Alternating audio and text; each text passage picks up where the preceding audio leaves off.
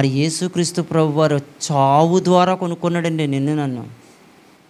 ఆయన ప్రాణమిచ్చి కొనుక్కున్నాడంట నిన్ను నన్ను. ఆయన రక్తం ఇచ్చి కొనుక్కున్నాడంట. మనం ఒక షాప్కి వెళ్ళి ఏమండి ఇది కావాలండి ఎంతండి అంటే ఒక 1000 రూపాయలు అన్నాడు అనుకోండి. సపోజ్ ఇగోండి 1000 రూపాయలని ఇలా తీసి ఇలాగ ఇస్తున్నాం కదా. ఇప్పుడు సేమ్ అదే సిచ్యువేషన్లో ఏమండి ఇక్కడ ఉన్న వాళ్ళందరూ నాకు కావాలండి అని దేవుడు కోరుకున్నాడు. మరి ఇలా కావాలంటే డబ్బులు ఇవ్వాలి కదా. ఆ డబ్బుల ప్లేస్లో ఏం చేయడంటే ఇదిగోండి ఈ చెయ్యి ఇలా కోసుకుని ఆ రక్తాన్ని గ్లాసులో పట్టుకుని ఇదిగోండి అని ఇచ్చాడు. ఎలా కొనుక్కున్నాడు తెలుసా మనల్ని? కలువరి సిలువలో మండు టెండలో భయంకరమైనటువంటి చిత్రహింసలు పొంది చచ్చిపోయాడు చూడు. ఆ చావిచ్చి కొనుక్కున్నటువంటి మనం, ఆ చావు ద్వారా కొనుక్కున్నటువంటి మనం ఎంత విలువగా ఉండాలంటే చూడండి ఒకసారి. ఇలాంటి మనల్ని ఏర్పాటు చేసుకుని మన చుట్టూ 4 గోడలు ఎందుకున్నాయి? 4 గోడలు అంటే ఏమంటే సెక్యూరిటీ కోసం అండి. 4 గోడలు అన్నది సెక్యూరిటీ కోసం. ఏం సెక్యూరిటీ? బయట ఉన్నటువంటి జంతువులు కానీ ఏమీ కూడా లోపల రాకూడదు. రెండోది ఏంటి అంటే మనమందరం కూడా 4 గోడల మధ్యన ఉన్నామంటే మనకి వర్షం తగలదు, ఎండ తగలదు, ఏమీ లేకుండా మనకు సెక్యూరిటీ కోసం అండి. అలాగే దుష్టుడు ఈ సంఘాన్ని పాడు చేయడానికి చాలా ప్రయత్నం చేస్తున్నాడు. దుష్టుడు ఈ సంఘాన్ని పాడు చేయడానికి, ఈయన ప్రత్యేకించుకున్న వాళ్ళని నాశనం చేయడానికి చాలా ప్రయత్నం చేస్తున్నాడు. ఈయన ఏర్పాటు చేసుకున్న వాళ్ళని నాశనం చేయడానికి చాలా ప్రయత్నం చేస్తున్నాడు. కాబట్టి వీళ్ళ నుంచి ప్రొటెక్షన్ కోసం, వీళ్ళ నుంచి రక్షణ కోసం, వీళ్ళ నుంచి కాపాడుకోవడం కోసం ఆ సంఘానికి దేవుడు ఏం పెట్టాడంటే కొన్ని కండిషన్లు పెట్టాడండి. నువ్వు ఖచ్చితంగా ఈ కండిషన్ల ప్రకారంగా జీవించాలి. ఖచ్చితంగా ఈ కండిషన్ల ప్రకారంగా జీవించినప్పుడు ఏమవుతుందంటే ఒక రక్షణ అనేది, ఒక ప్రొటెక్షన్ అనేది వస్తుంది. ఎవరి నుంచి అంటే దుష్టుడి నుంచి. ఆ ప్రొటెక్షన్కి సంబంధించినటువంటి, ఆ రక్షణకు సంబంధించినటువంటి నియమ నిబంధనలు సంఘానికి పెట్టాడు దేవుడు. అర్థమైంది? అర్థం కావట్లేదు. నియమ నిబంధనలు, ఆ నియమ నిబంధనలోనే మనం బ్రతకాలి. వాటిని వదులుకుని మనం బ్రతకూడదు, వాటిని అనుసరిస్తూ బ్రతకాలి. మన జీవితం ఎలా ఉండాలి అంటే దేవుడు పెట్టినటువంటి, సంఘానికి పెట్టినటువంటి నియమాలను ఎక్కడ ధిక్కరించకూడదు. ఆ నియమాల్లోనే ప్రయాణం చేయాలి, ఆ నియమాల్లోనే ప్రయాణించాలి. ఎందుకో తెలుసా? ఈరోజు ఈ సంఘం ఏర్పడాలన్న దేవుని ఆలోచన అనాది కాలం నుంచి, పూర్వం నుంచి ఉంది. కానీ విషయం ఏంటి చెప్తుంది? ఏమంటే అబ్రహాం గారు ఎంత గ్రేట్ అండి, దేవుడితో మాట్లాడాడండి. ఏమంటే దావీదు గారు ఎంత గ్రేట్ అండి, దేవుడితో మాట్లాడాడండి. ఏమంటే దానియేలు గారు ఎంత, వాళ్ళ గ్రేట్ కాదండి. వాళ్ళ గ్రేట్ అయితే గ్రేటే, కానీ వాళ్ళకంటే కూడా మనకు ఒక విషయంలో గ్రేట్. ఎందుకో తెలుసా? సంఘాన్ని ఏర్పాటు చేయాలనుకున్నది అనాది కాల సంకల్పం ఆయనది. ఆ సంకల్పాన్ని నీ ద్వారా, నా ద్వారా జరిగిస్తున్నాడు ఆయన. అది వాళ్ళకి సంఘాన్ని ఏర్పాటు చేసే పరిస్థితి లేదు వాళ్ళకే, కానీ మనకు సంఘంలో జీవించే పరిస్థితి వచ్చింది మనకి. వాళ్ళకి మనకున్నటువంటి ఫెసిలిటీస్ లేవు వాళ్ళకే, కానీ మనకి దేవుడు ఇచ్చినటువంటి ఫెసిలిటీస్ ప్రపంచంలో ఎవ్వరూ ఇవ్వలేనటువంటి ఫెసిలిటీస్. ఇలాంటి వాతావరణంలోకి దేవుడు మనల్ని నడిపించి, బాగా వినండి, ఇలాంటి వాతావరణంలోకి దేవుడు మనల్ని నడిపించి చక్కగా మనందరికీ కూడా కొన్ని సిద్ధాంతాలను పెట్టాడు, కొన్ని నియమాలను పెట్టాడు. ఈ నియమాలలో మనం అందరం జీవించాలి. వాటి గురించి కొంతకాలం మనం మాట్లాడుకుందామని చెప్పుకున్నాము. వాటిలో భాగంగా ఇప్పుడు ప్రారంభించుకుంటూ ఒక్కొక్కటి నేర్చుకుంటూ ప్రయత్నం చేద్దాం. జాగ్రత్తగా చూద్దాం. చూడండి సరే, తిమోతి గారికి రాసినటువంటి మొదటి పత్రిక, దేవుని యొక్క ఉద్దేశాలు ఎలా ఉన్నాయో, ఆయన ఆలోచనలు ఎలా ఉన్నాయో తెలుసుకునే ప్రయత్నం చేద్దాం. తిమోతి గారికి రాసినటువంటి మొదటి పత్రిక 2వ అధ్యాయము ప్రారంభ వచనం కాడి నుంచి చదువుదాం. చూడండి ఒకసారి. తిమోతి గారికి రాసినటువంటి మొదటి పత్రిక 2వ అధ్యాయము ప్రారంభ వచనం కాడి నుంచి. మనము సంపూర్ణమైనటువంటి భక్తియు మాన్యత కలిగి నివసించాలి అన్నాడు. అంతే, సంపూర్ణమైనటువంటి భక్తి ఉండాలంట మనకి. ప్రారంభమే సంఘానికి దేవుడు పెడుతున్నటువంటి కండిషన్ ఏంటంటే, ప్రారంభమే సంఘంలో ఉండవలసిన మొట్టమొదటి రూల్ ఏంటంటే, ఫస్ట్ మీరు ఎలా ఉండాలంటే సంపూర్ణమైనటువంటి భక్తిలో బ్రతకండి. అర్థమైంది? అర్థం కావట్లేదండి. ఈ మాటలో సింపుల్గా తీసుకోకుండా దయచేసి కొంచెం సీరియస్గా ఆలోచించండి. మనమందరం కూడా సంపూర్ణమైనటువంటి భక్తిలో ఉండాలి. భక్తి, ఆ భక్తిలో ఉంటే ఎంత ఉంటుందో తెలుసండి. ఏ కష్టం వచ్చినా, ఏ సమస్య వచ్చినా, ఏ ఇబ్బంది వచ్చినా దేవుడి మీద ఆధారపడే గుణం ఉంటుందండి మనకి. దేవుడు నేను ప్రార్థిస్తే ప్రతి విషయంలో నాకు దేవుడు మేలు చేస్తాడన్న భక్తి ఉంటుంది. ఆ భక్తిలో బ్రతకండి అని చెప్తున్నాడు. సంపూర్ణంగా ఉండాలి. మళ్ళీ ఆ భక్తి అరకొరగా కాదు, ఏదో ఆదివారం గుర్తొచ్చే భక్తి కాదు, ఏదో వారానికి ఒకసారి ముట్టుకుని బైబిల్ ముట్టుకునే భక్తి కాదు, ఏదో అప్పుడప్పుడు గుర్తొచ్చినప్పుడు ప్రార్థన చేసుకునే భక్తి అస్సలు కాదు.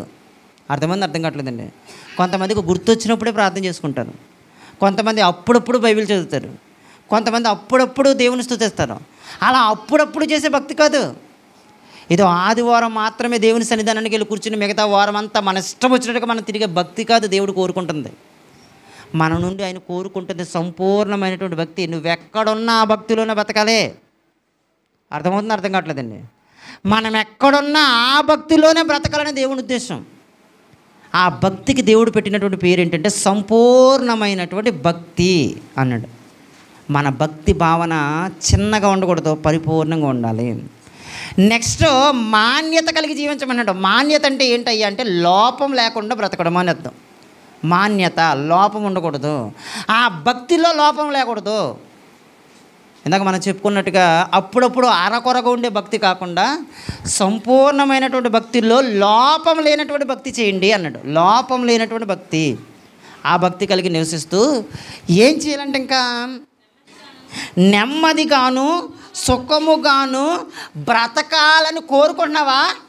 అవును, కోరుకుంటాం. అందరం కూడా కోరుకునేది అదే కదా. మరి నేను నెమ్మదిగా ఉండాలనుకుంటున్నానయ్యా, నేను సుఖంగా ఉండాలనుకుంటున్నాను, నేను ప్రశాంతంగా ఉండాలనుకుంటున్నాను. ఎవరైనా కోరుకునేది అదే. అయితే ఏం చేయాలో తెలుసా? రాజుల కొరకు ప్రార్థన చేయి. నెక్స్ట్ అధికారుల కొరకు ప్రార్థన చేయి. అన్నిటికంటే ముఖ్యంగా మనుషులందరి కొరకు ప్రార్థన చేయి అన్నాడు. మనుషులందరి కోసం అంటండి. విషయం ఏంటంటే మామూలుగా మనం చేసే ప్రార్థన ఏంటంటే ప్రభువా నన్ను కాపాడు, నా కుటుంబాన్ని కాపాడు అని ప్రార్థన చేసుకుంటాం ఎక్కువసార్లు. కానీ దానివల్ల మనకు సుఖం రాదంటండి, దానివల్ల మనకు నెమ్మది రాదంట, దానివల్ల మనకు ప్రశాంతత రాదట. మరి ఎందు నిమిత్తం ప్రశాంతత సుఖమవుతుంది అంటే మిగతా వాళ్ళ గురించి ప్రార్థన చేయడంలో ప్రశాంతత సుఖమవుతుందంట. అందరి కొరకు ప్రార్థన చేయడంలో ప్రశాంతత సుఖమవుతుందంట. నిజంగా నేను ఈ మాట ఎంత వండర్ఫుల్ విషయం అంటే, బాగా వినండి. ఈ వండర్ఫుల్ విషయం అంటే రీసెంట్గా ఒక పాస్టర్ గారితో మాట్లాడింది. రీసెంట్గా వినండి నాన్న, ఇడ్చండి. రీసెంట్గా ఒక పాస్టర్ గారితో మాట్లాడితే ఆ పాస్టర్ గారు చాలా సంతోషంగా నిజంగా సంఘం గురించి గట్రా మాట్లాడుతూ, ఏమంటే మా సంఘం దేవుని కృపను బట్టి బాగా అభివృద్ధి చెందిందండి, దగ్గరగా మా సంఘంలో ఎంతమంది ఉంటారంటే 700 మంది ఉంటారండి అని చెప్పాడు. 700 మంది ఉంటారంటే సూపర్ అండి, చాలా కష్టపడుతున్నట్టున్నారు, చాలా ప్రయాసపడుతున్నట్టున్నారు. మీ సంఘంలో వాక్యం అసలు నాకు తెలుసు ఒక రేంజ్లో ఉంటుందేమో అనుకున్నాను నేను. నిజంగానే మీ సంఘంలో వాక్యం రేంజ్లో ఉంటుందేమో, అందు గురించి అంతమంది పెరుగుతున్నారు కదా అని అనుకున్నాను మనసులో. అనుకుని వాక్యం బాగా ఎక్కువగా ఉంటుందండి. అంటే మేము వాక్యానికి విలువనిస్తాం, కానీ వాక్యానికంటే ఎక్కువ విలువ ఇంకో దానికి ఇస్తామండి అన్నాడు. వాక్యానికంటే విలువ ఏముందండి, దేనికి ఇస్తున్నారండి అని అంటే ప్రార్థనకి ఇస్తామండి అన్నాడు. ప్రార్థన ఎలాగంటే నెలలో ప్రార్థన జరుగుతుందట. నెలలో ప్రార్థన. ఓకే, నెలలో ప్రార్థన ఎలా జరుగుతుందండి అంటే 100 గంటల ప్రార్థన అంట. ఎంత? 100 గంటలు అంటే ఎన్ని రోజులు ఉంటుంది? 100 గంటలు అంటే ఎన్ని రోజులు? 100 గంటలు అంటే సుమారు 4 రోజుల 24 48 48 అంటే సుమారు 4 రోజుల కంటే 4 గంటలు ఎక్కువ. 4 రోజుల కంటే 4 గంటలు ఎక్కువ. నెలలో 4 రోజులతో పాటు 4 గంటలు, 100 గంటలు మందిరంలో ప్రార్థన చేస్తారు. 100 గంటలు ఎలా చేస్తారండి అంటే మోకాళ్ళ మీదనండి. మోకాళ్ళ మీద ఎలా చేస్తారండి అంటే సంఘంలో ఇక్కడ కూర్చున్నారు కదా, చెప్తారు, అమ్మా నీ టైం ఎప్పుడు తెలుసా? అర్ధరాత్రి 12 గంటల కాడి నుంచి 3 వరకు నువ్వు ప్రార్థన చేయి అంటారంట. నీ టైం ఏంటో తెలుసా? 3 గంటల కాడి నుంచి 6 గంటల వరకు నీకు అవకాశం. నీ టైం ఎంతో తెలుసా? నువ్వు భక్తిలో ఎక్కువగా ఉంటున్నావు కాబట్టి నీకు 3 గంటలు ఇస్తున్నాను, నువ్వు భక్తిలో తక్కువగా ఉంటున్నావు కాబట్టి నీకు గంట ఇస్తాను, నువ్వు భక్తిలో ఇంకా తక్కువగా ఉంటున్నావు కాబట్టి నీకు అరగంట టైం ఇస్తున్నాను. ప్రార్థన అంట టైం ఇస్తున్నారంట. నాకు నిజంగా చాలా ఆశ్చర్యం వేసిందండి. ప్రార్థన టైం ఇవ్వడం ఏంటి అసలు? నీకు గంటే టైం, నీకు 2 గంటలే టైం. వాళ్ళు ఏం చేస్తారంటే తెలిసి నిజంగానే సంఘం అంతటికి అలాగేస్తే ఆ టైంకి వచ్చి వాళ్ళందరూ, అంటే మిగతా టైంలో అందరూ ఉంటారు, ఏమంటే ప్రార్థన చేస్తాను నేను చేస్తానని గొడవలు ఆడేసుకుంటారంట సంఘంలో. నేను చేస్తానని. అప్పుడు ఏం చేస్తారంటే పాస్టర్ గారు బాగా ఆలోచించి ప్రార్థన చేసి కొంతమందిని మాత్రం పచ్చికి తీసుకొస్తారండి.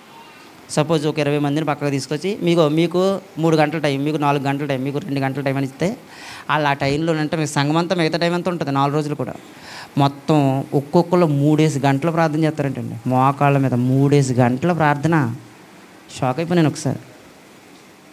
ఎందుకంటే అంతకంటే ఎక్కువ చేసే వాళ్ళు ఉన్నారు లేరని నేను అన్నాను. మీకు జస్ట్ ఉదాహరణకు చెప్తున్నాను అంతే. సంఘంలో నెలకి 3 గంటలు మోకాళ్ళు తెక్కకుండా ప్రార్థన చేస్తారంట. అలా ప్రార్థన చేసి ఇంకా విషయం ఏంటి చెప్పండి, ఆశ్చర్యం కలిగించిన విషయం చెప్తాను చూడండి. అలా అంట ఎవరెవరికి వచ్చి పక్క వాళ్ళు వచ్చంట, ఏమన్నా ప్లీజ్ అండి ఒక్క 10 నిమిషాలు టైం ఇవ్వండి అని ఇంకొకళ్ళంట అడుక్కుంటారంట. ప్రార్థన టైం మీకు పాస్టర్ గారు 3 గంటలు ఇచ్చారు కదండి, దయచేసి ఒక్క 10 నిమిషాలు నాకు ఇవ్వండి ప్లీజ్ అండి ప్లీజ్ అండి అని పక్క వాళ్ళు బతిమలుకుని రిక్వెస్ట్ చేసుకుని వాళ్ళ టైంలో కొంచెం టైం తీసుకుంటారంట. ఎలా ఉందో చూసారా సరే, వాళ్ళ టైంలో కొంచెం టైం తీసుకుంటారంట. తీసుకుని 100 గంటలు మోకరించి అందరూ ప్రార్థన చేస్తారంట. మా సంఘం 700 మంది సంఘం అండి. మామూలుగా ఆదివారం జరిగే ప్రేయర్ అండి. అదే కాకుండా ఒకవేళ ముఖ్యమైన మీటింగ్ ఏదైనా పెట్టామనుకోండి, కనీసం 1500 మంది జనం వస్తారండి. ముఖ్యమైన మీటింగ్ అయితే 1500 మంది జనం. భక్తి చూడండి ఎంత గొప్పగా ఉందో. ఏం చెప్తుందంటే నీ లేఖనాలు ఏం చెప్తుందంటే, నువ్వు సుఖముగాను నెమ్మదిగాను మనశ్శాంతిగాను ప్రశాంతతగాను నీకు కావాలనుకుంటే ఎవరి 4 రోజులు పనులు మానేసుకుని ఇంటికాడ కొంటే అసలు ఎవరైనా నెమ్మదిగా ఉంటాడండి? అసలు ఎవరైనా సుఖంగా ఉంటారా? ఎవరికైనా ప్రశాంతత ఉంటుందా? 4 రోజులు పనులు మానేసుకుని ప్రార్థనలో ఉంటే ఎలా ఉంటుంది చెప్పండి ఒకసారి. 4 రోజులు పనులు మానేసుకుని ఎవరు ప్రశాంతంగా ఉంటారండి? కానీ బైబిల్ ఏం చెప్తుందో తెలుసా? నువ్వు ప్రశాంతంగా ఉండాలనుకుంటున్నావా? రాయితే ప్రార్థన చేద్దాంరా. నువ్వు నెమ్మదిగా ఉండాలనుకుంటున్నావా? రాయితే ప్రార్థన చేద్దాంరా. నీకు విలువ ఒకటి పెరగాలనుకుంటున్నావా? రాయితే ప్రార్థన చేద్దాంరా. మోకరించి మనుషులందరి కొరకు ప్రార్థన చేయడం స్టార్ట్ చేయాలంట. మనుషులందరి కొరకు, రాజుల కొరకు, అధికారుల కొరకు, ప్రతి ఒక్కరి కొరకు మోకాళ్ళ ప్రార్థన నీ జీవితాన్ని ప్రశాంతత వైపు నడిపిస్తుంది. దేవునికి స్తోత్రం కలిగిన కాక. చూడండి ఒకసారి, మోకాళ్ళ ప్రార్థన మన జీవితాన్ని నెమ్మదిగా ప్రశాంతత వైపు నడిపిస్తుందంటే మోకాళ్ళ ప్రార్థనకు దేవుడు ఇచ్చిన విలువ చూడండి ఒకసారి ఎంత గొప్పగా ఉందో. మనకు డైరెక్ట్గా చెప్పాడు. డైరెక్ట్ స్టేట్మెంట్ ఇది. డైరెక్ట్ స్టేట్మెంట్, ఇండైరెక్ట్ స్టేట్మెంట్ కదా, డైరెక్ట్ స్టేట్మెంట్. నువ్వు నెమ్మదిగా ఉండాలనుకుంటున్నావా? నువ్వు ప్రశాంతంగా ఉండాలనుకుంటున్నావా? నువ్వు మనసులో సంతోషంగా ఉండాలనుకుంటున్నావా? నీ ఇంట్లో ఏ ఇబ్బంది లేకుండా ఉండాలనుకుంటున్నావా? వచ్చి అయితే మోకరించి ప్రార్థన చేద్దు కానీ, మందిరంలోకి మోకరించి ప్రార్థన చేద్దు కానీ నువ్వు ఎన్ని గంటలు చేసుకుంటావు ప్రార్థన చూడు. నాకు నిజంగా మాటలు విన్నప్పుడు నాకు కూడా అనిపించిందండి, మనం కూడా పెట్టుకుంటే బాగుంటుంది కదా. మనం ఒకేసారి 100 గంటలు పెట్టుకోకపోయినా కనీసం రోజుకి నెలలో 10 గంటలను, ఒక 20 గంటలను మనం కూడా పెట్టుకుంటే అందరం కలిసి మోకరించి ప్రార్థన చేస్తే ఎంత బాగుంటుంది. నిజంగా ఎంత బాగుంటుంది.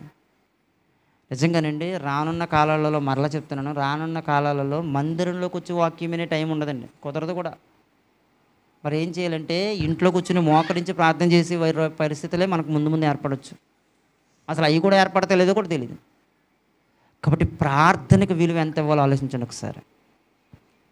ఫస్ట్ విషయం ఏంటంటే మనం కొన్ని పాయింట్లు నేర్చుకోవాలి. నేర్చుకున్న పాయింట్లని మనసులో జ్ఞాపకం పెట్టేసుకోండి. మొట్టమొదటి విషయం మనం ఏం చెప్పుకున్నాం? సంఘానికి దేవుడు పెట్టినటువంటి రూల్స్లు ఏంటి? సంఘానికి దేవుడు పెట్టిన రూల్స్ ఏంటి?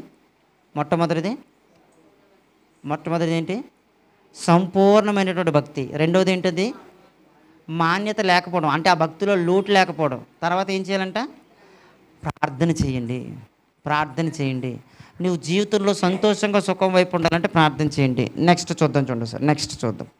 ఓకే, తర్వాత ఇవన్నీ మాట్లాడుకుంటూ 8వ వచనం కాడి నుంచి చూడండి ఒకసారి. 8వ వచనం కాడి నుంచి, కావున ఇప్పుడు పురుషుల గురించి మాట్లాడుతున్నాడు ఇప్పుడు.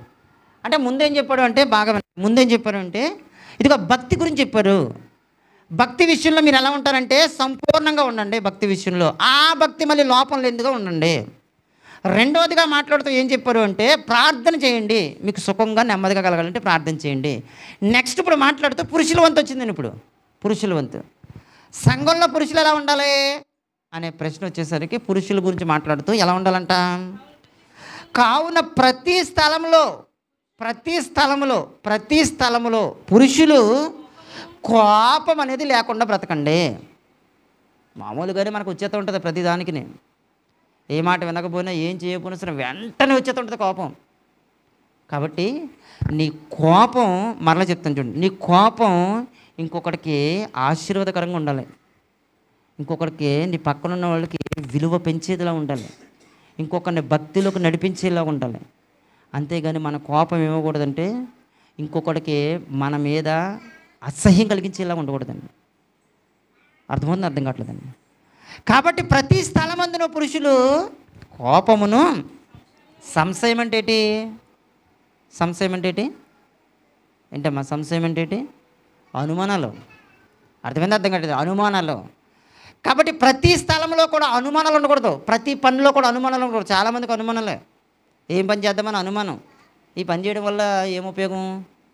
దీంట్లో ఏం పని ఉంది? దీంట్లో ఏం ఉపయోగం ఉంది? ఇప్పుడు మనం అక్కడికి వెళ్ళడం వల్ల ఏం ఉపయోగం ఉంది?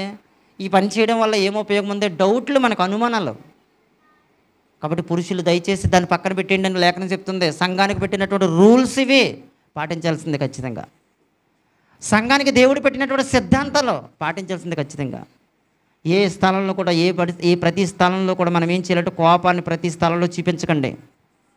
మన కోపం చూపించే పరిస్థితి ఏర్పడితే అది చాలా విలువైనది ఉండాలి. మన కోపం ఇంకొకరికి దీవెనకరంగానూ ఆశీర్వాదకరంగానూ ఉండాలి. కోపం అది ఇంకొకరిని నిలబెట్టేలా ఉండాలి. కోపం అది మన కోపం వల్ల ఇంకొకరు దేవుడికి దూరం అయిపోయేలాంటి కోపం మన దగ్గర ఉండకూడదు. రెండోది సంశయం అంటే అనుమానాలు ఉండకూడదు. ప్రతి దాంట్లో అనుమానాలు లేకుండా మనం ఏం చేయాలంటే బ్రతకాలి. నెక్స్ట్, పవిత్రమైనటువంటి చేతులెత్తి ప్రార్థన చేయాలని కోరుతున్నాడంటండి. ఏమంటే ప్రార్థన చేసేటప్పుడు కూడా ఎలా ఉండాలంటండి? మన చేతులు పైకెత్తాలంటండి. వింటున్నారా?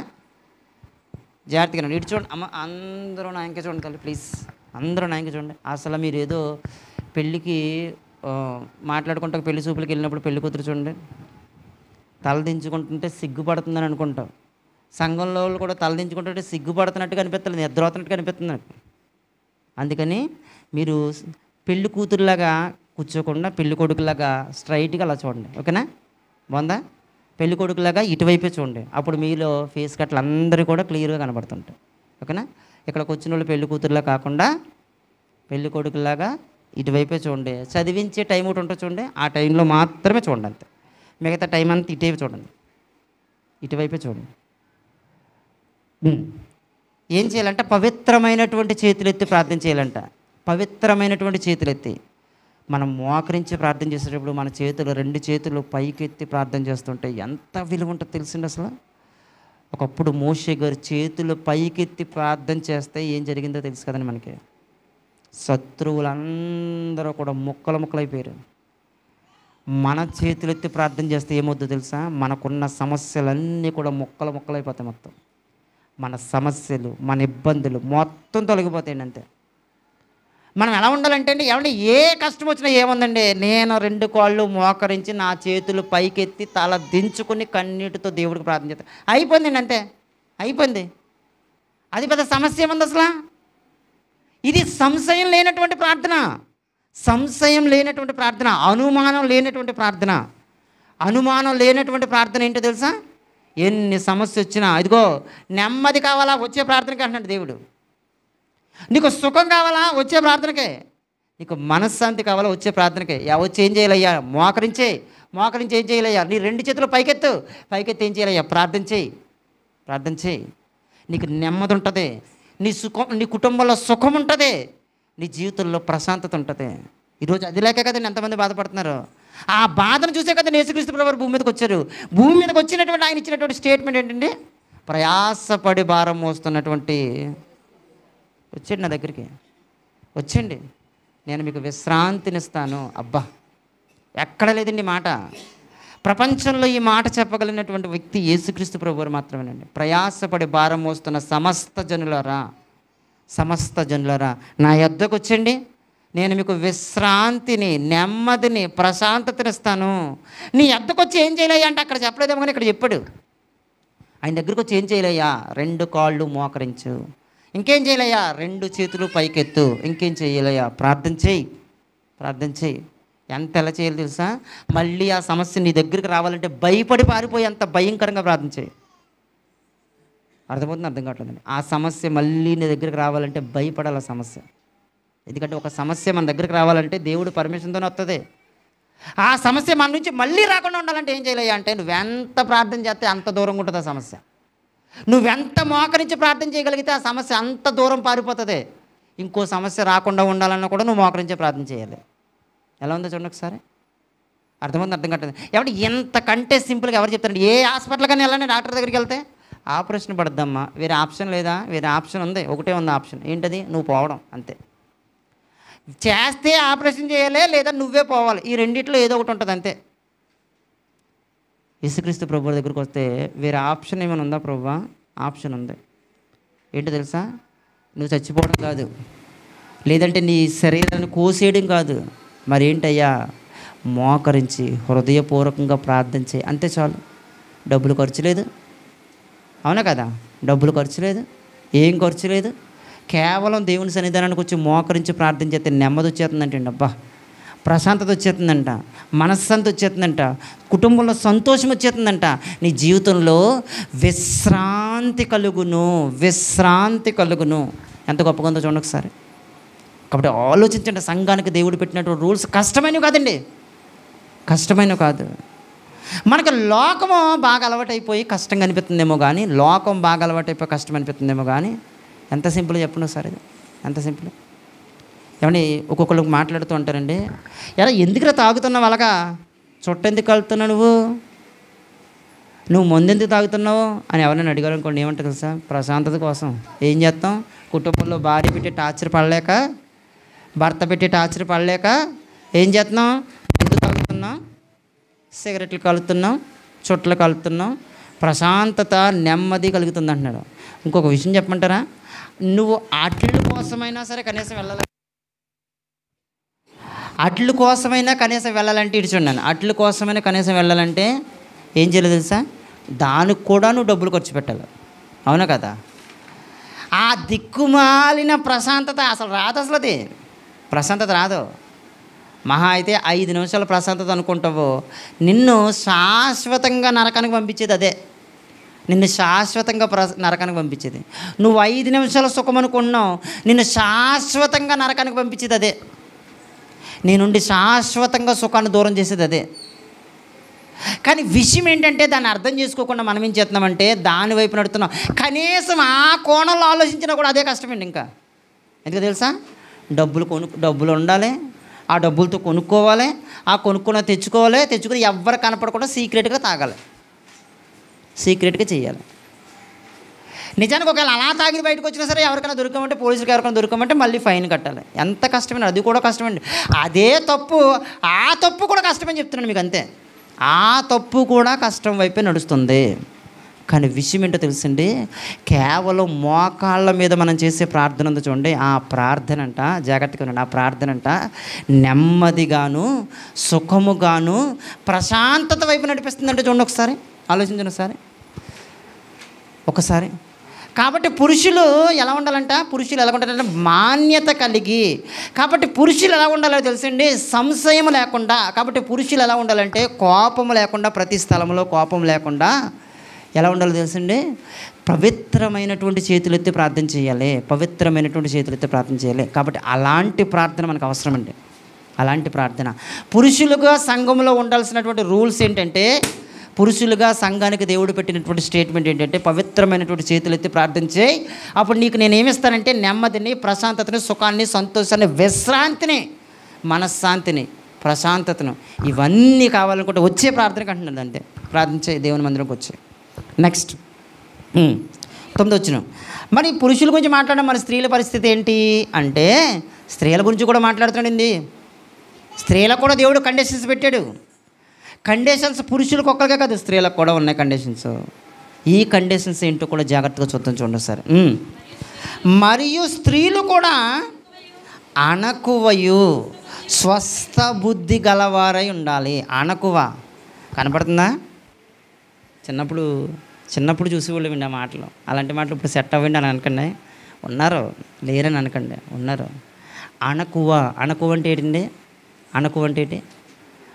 ఉదాహరణ మీకు అర్థం కావడానికి చెప్తాను చూడండి, చిన్న మాట చెప్తాను. ఉదాహరణ మీకు అర్థం కావడానికి, చాలాసార్లు భక్తులు వాళ్ళు ఎలా మార్చుకున్నారంటే, మేము పురుగులతో సమానంగా పోల్చుకున్నారు. పురుగులతో.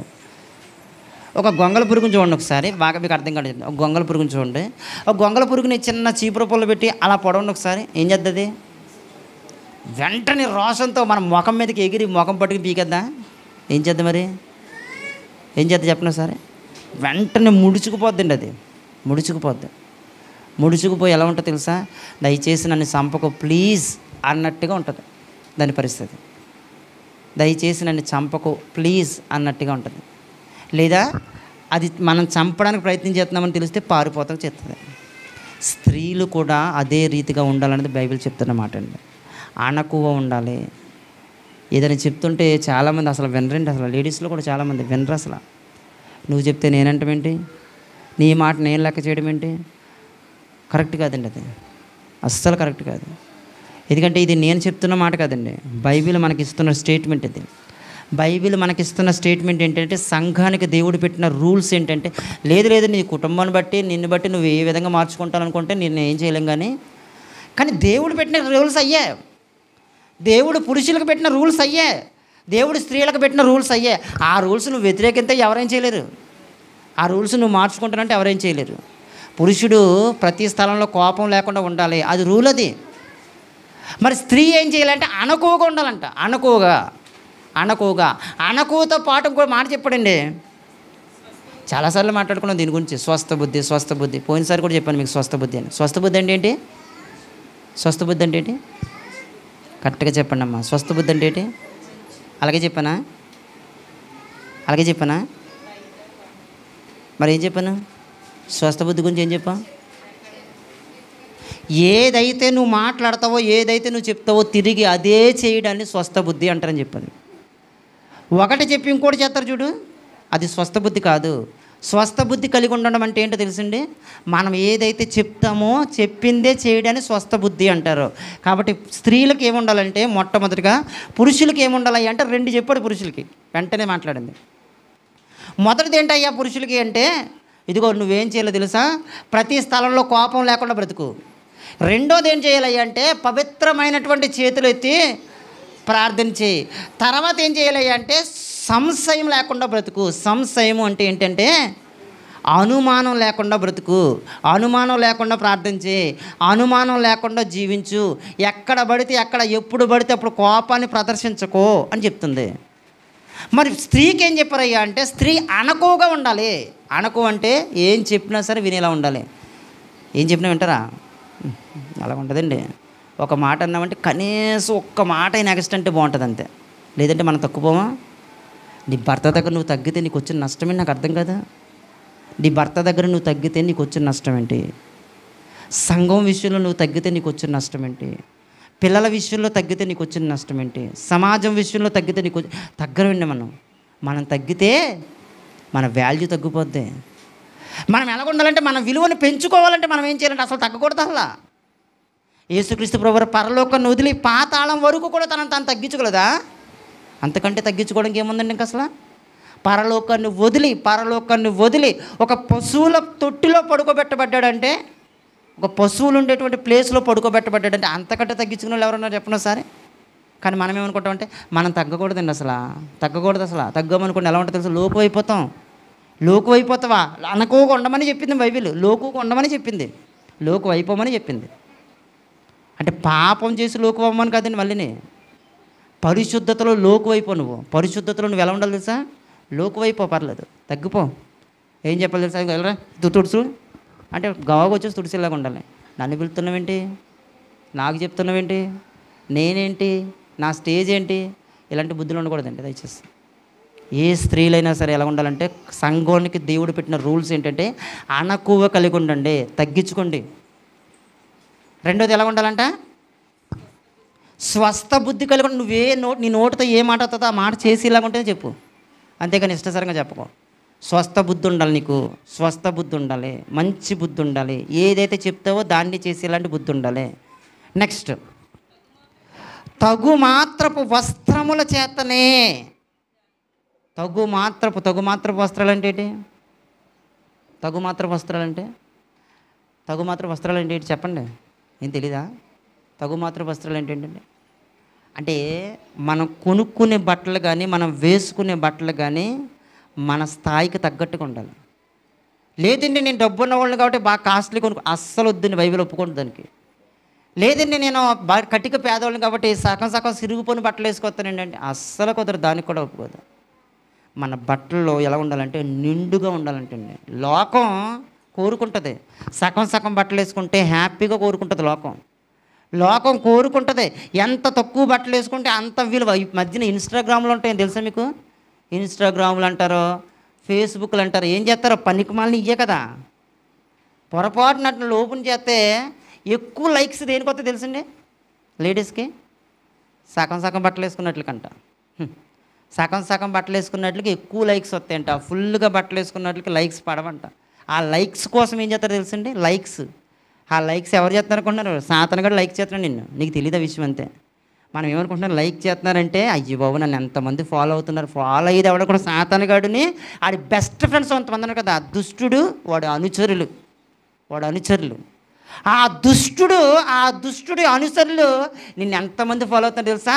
1K 2K 10K నీ తలకాయ అంతమంది ఫాలో అవుతున్నారంటే, అంతమంది ఫాలోవర్స్ పెరుగుతున్నారంటే నీ వెనకాల అంతమంది దెయ్యాలు వెనకాల ఆడుతున్నాయని తెలుసుకో ఫస్ట్.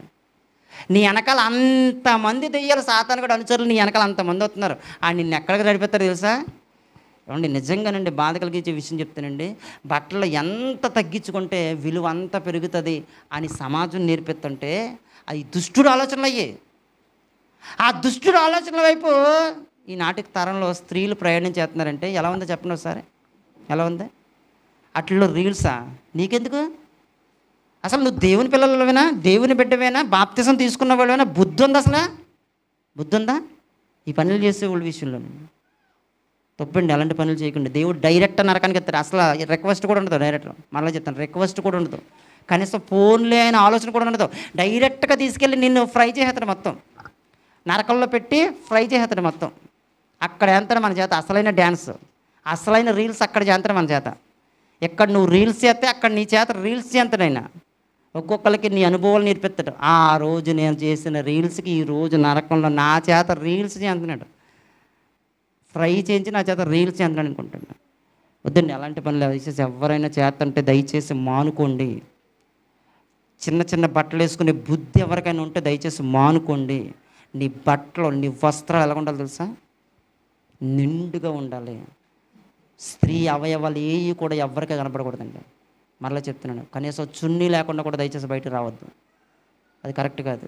నీ ఇంట్లో తలుపేసుకున్నప్పుడు నువ్వు చున్నీ లేకుండా ఉండి తప్పేం కాదు. కనీసం బయటకు వచ్చినప్పుడు నీ భర్త కాకుండా పరాయి పురుషుడు ఎవరు కనపడినా సరే ఖచ్చితంగా నీకేమన్నా తెలుసా? లేడీస్ ఎవరికైనా సరే చున్నీ కంపల్సరీగా ఉండాలి.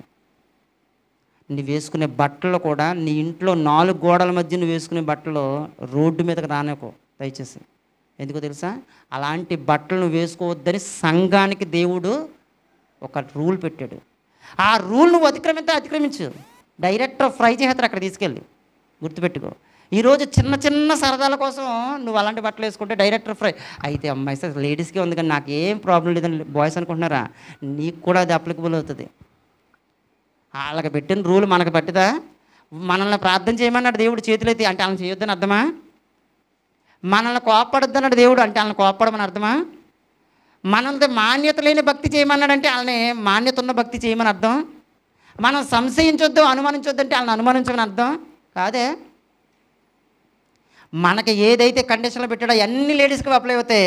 లేడీస్కి ఏవైతే కండిషన్లు పెట్టాడో అన్ని బాయ్స్కి అప్లై అవుతాయి. మళ్ళీ గుర్తుపెట్టుకున్న విషయాన్ని. కాబట్టి వస్త్రాల విషయంలో ఊరుకోడు అంట దేవుడు. ఒకరోజు మనం చెప్పుకుని ఒకసారి మెసేజ్లో చెప్పాను మీకు. పులలేరుకుంటానికి వెళ్ళిందని విశ్రాంతి దినాన్ని దేవుడు ఏం చేశాడు? రాళ్లతో కొట్టి చంపేయండి వాళ్ళని అర్జెంటుగా అన్నాడు.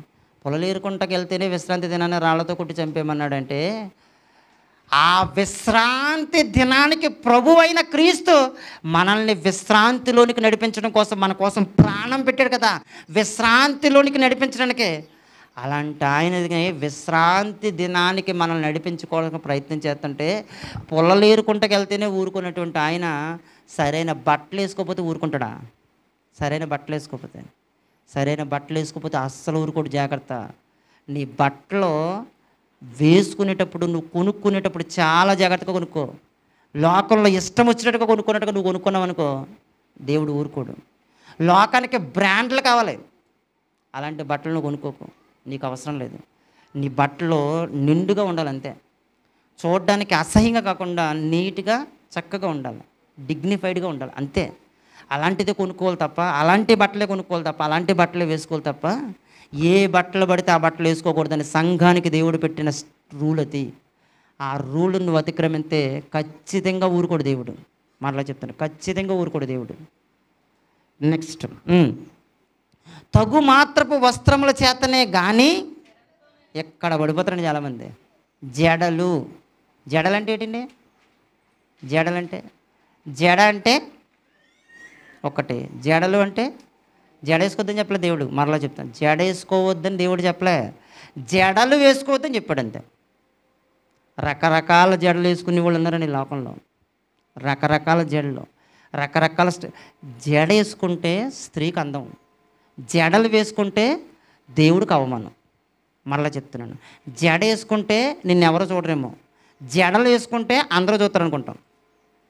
అంతేనే కదా? జడలు వేసుకుంటే అందరూ చూస్తారు. ఇందాక మీకు చెప్పాను కదా, ఆ చూసే వాళ్ళందరూ నిన్ను నరకానికి నడిపించే దుష్టుడి యొక్క ఫాలోవర్సే. నిన్ను ఎంతమంది ఫాలో అయితే దాని అర్థం ఏంటో తెలుసా? అంతమంది సాతానుగాడి యొక్క అనుచరులు నిన్ను ఫాలో అవుతున్నట్టే. అంతమంది దెయ్యాలు నీ వెనకాల వస్తాయి, మర్చిపోకు. చిన్నప్పుడు ఏదో అనుకునేవాళ్ళు కదా, ఏంటిది, ఎక్కడైనా చచ్చిపోయిన వాళ్ళు కూడా వెళ్తే వెనకాల దెయ్యం వచ్చేద్ది అనుకునే వాళ్ళు చూడండి. ఆ దెయ్యం చచ్చిపోయిన వాళ్ళు కూడా వెళ్తే రాదో, మరి ఎప్పుడు వస్తుందో తెలుసా? నువ్వు వేసుకునే జడల వల్ల నీకు కూడా వస్తుంది. నువ్వు వేసుకునే జడల వల్ల, నువ్వు చేసే ఇన్స్టాగ్రామ్ రీల్స్ వల్ల, నువ్వు చేసే చిన్న చిన్న బట్టల వల్ల ఆ దెయ్యాలు నీకు కూడా వస్తాయి. మనం చేసే పనుల వల్ల సాతానుగాడి యొక్క అనుచరులు నిన్ను ఫాలో అవుతారు, మర్చిపోకు. కాబట్టి ప్రతి దాంట్లో కూడా చాలా జాగ్రత్తగా ఉండండి, దయచేసి చాలా జాగ్రత్తగా ఉండండి. జడలు వేసుకోకూడదు, జడ వేసుకోమని చెప్పాడు దేవుడు. జడ వేసుకోమని చెప్పాడు, జడలు వేసుకోవద్దని చెప్పాడు. సంఘానికి పెట్టిన రూల్స్ నువ్వు అతిక్రమిస్తే నిన్ను తీసుకెళ్ళి ఫ్రై చేస్తాడు, లేదనుకుంటే నిన్ను తీసుకెళ్ళి విశ్రాంతిలోనికి నడిపిస్తాడు. నెక్స్ట్, బంగారముతోనైనను ముత్యములతోనైనను మిగుల వెలగల వస్త్రములతోనైనను. అండి, బంగారంతోనైనను అలంకరించుకోవద్దని దేవుడు బైబిల్లో చెప్పాడు అంటే కొనుక్కోవచ్చండి, తప్పు కదండి, అది తప్పు అస్సలు కాదు. కొనుక్కోవచ్చు. ఎందుకు కొనుక్కోవాలంటే అవసరాల నిమిత్తం కొనుక్కోవచ్చు. దీన్ని తప్పు అని బైబిల్ ఎక్కడ చెప్పలేదు అసలు. బంగారం కొనుక్కోవద్దు, బంగారం మీ ఇంట్లో ఉండకూడదు, బంగారం అసలు ఏ విషయంలో కూడా మీ దగ్గర ఉండకూడదు అని దేవుడు చెప్పలే. కానీ వాటితో అలంకరించుకోవద్దని చెప్పాడు. వాటితో ఎందుకు అలంకరించుకోవద్దు అన్నాడు? మనం ఒకసారి చిన్నగా ఆలోచిద్దామండి, చిన్నగా ఆలోచిద్దాం. మనం పెద్దగా లోతుగా వద్దు, కానీ సింపుల్గా చిన్నగా ఆలోచిద్దాం. అలా బంగారాన్ని ఎందుకు పెట్టుకోవద్దు అన్నాడు దేవుడు అని. మీకు బంగారం పెట్టుకున్న కొన్ని ఫొటోస్ కనపడతాయండి, ఎక్కడైనా చూసారా? ఎంత బంగారం పెట్టుకున్న ఫొటోస్ కనపడితే వాళ్ళ దేవుళ్ళు లోకంలో, అవునా కదా?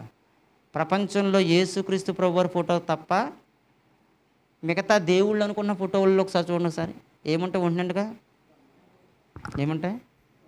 యేసుక్రీస్తు ప్రభువారిని చూసినప్పుడు అనిపిస్తుందండి, బాగా వినండి. యేసుక్రీస్తు ప్రభువారిని ఫోటో చూసినప్పుడు, ఫోటో అంటే ఇదిగోండి, ఇది వెనకాల కనపడుతుంది చూడండి. ఈయనకి ఒంటి మీద సొక్కా లేదండి, చూడండి, ఈ ఒంటి మీద ఈయనకి సొక్కా లేదండి. అలాగే సొక్కా లేని వాళ్ళు కొంతమంది ఫొటోస్ కనపడుతుంటాయి. అయ్యో పాపం, వాళ్ళు కూడా ఏళ్ళకలాగే బట్టలు లేని వాళ్ళు అంటే, లేదు లేదు లేదు లేదు, వాళ్ళకి సొక్కాయి ఉండదు. కానీ సొక్కాయి ప్లేస్లో సొక్కాయి అంత బంగారం ఉంటుంది అంతే. అర్థమవుతుంది? అర్థం కాదు. అంత బంగారాన్ని పెట్టేసుకుంటే, సొక్కాయి లేకపోయినా వాళ్ళంతా బంగారం పెట్టేసుకుంటే అంత విలువ. అంటే దీని అర్థం ఏంటంటే, మనం విలువైనటువంటి బంగారు వస్తువులు ఎక్కువగా మనం పెట్టుకుని వెళ్తుంటే, బంగారం చేత మనల్ని మనం అలంకరించేసుకుంటే, అదిగో వాళ్ళకిలాగా ఉంటాం మనం. ఎవరికిలాగా? కొన్ని ఫొటోస్లు కనబడతాయి చూడండి ఒకసారి, ఆ ఫొటోస్ లాగా అయిపోతామే మనం కూడా. కాబట్టి దేవుడు సంఘానికి కొన్ని స్టేట్మెంట్లు ఇచ్చాడు అంటే అవి మనం చాలా జాగ్రత్తగా ఉండాలండి. రెండోది విషయం చెప్తాను. ఇక్కడ 2 పిల్లలు కూర్చున్నారు, మామూలుగా మీకు చెప్తున్నాను. ఆ అమ్మాయి బంగారం చైన్లో 4 చైన్లు వేసుకొచ్చింది. ఈ అమ్మాయి ఏంటంటే కనీసం ఉంగరం కాదు కదా, అసలు ఏమీ పెట్టుకుంటాక ఏమీ లేవు. జస్ట్ మీకు అర్థం కాదు. వాళ్ళిద్దరిలో విలువ ఎవరికి ఇస్తామండి మామూలుగా మనం? నిజంగా అమ్మాయికి అంత బంగారం ఉందంటే, నువ్వు వచ్చి మా పక్కన కూర్చోవా అంటాం. ఓయ్ నువ్వు పక్కన అనిపిస్తుందా?